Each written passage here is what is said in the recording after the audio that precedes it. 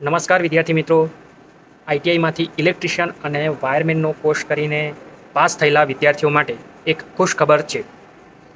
ગૌણ સેવા પસંદગી મંડળ દ્વારા 66 જગ્યાઓ પર વાયરમેનની ભરતી ચાલુ કરવામાં આવી રહી છે.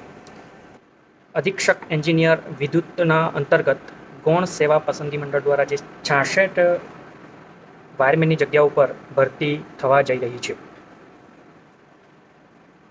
જે વિદ્યાર્થી મિત્રો આ પરીક્ષાની તૈયારી કરવા માગે છે એ લોકોએ અહીં પરીક્ષામાં કુલ 2 પાઠ હશે, પાર્ટ એ અને પાર્ટ બી.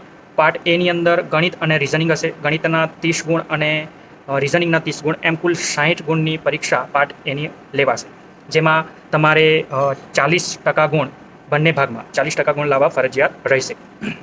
પાર્ટ બીની અંદર કુલ 150 ગુણ રહેશે, જેની અંદર 10 માર્ક્સ બંધારણના, 10 માર્ક્સ ગુજરાતી અને અંગ્રેજીના અને 10 માર્ક કરંટ અફેરના તમારા રહેશે. એમ કુલ 30 ગુણ થશે. અને બીજા જે 120 ગુણ છે 150માંથી, જે 120 ગુણ છે એમાં તમારી જે બેઝિક થિયરી છે, વાયરમેનને લગતી કામગીરી, ઇલેક્ટ્રિશિયનને લગતી કામગીરી, એમાંથી જે તમારી થિયરીની બુક છે, પ્રેક્ટિકલી બુક છે, એમાંથી 120 માર્ક્સનું પૂછાશે.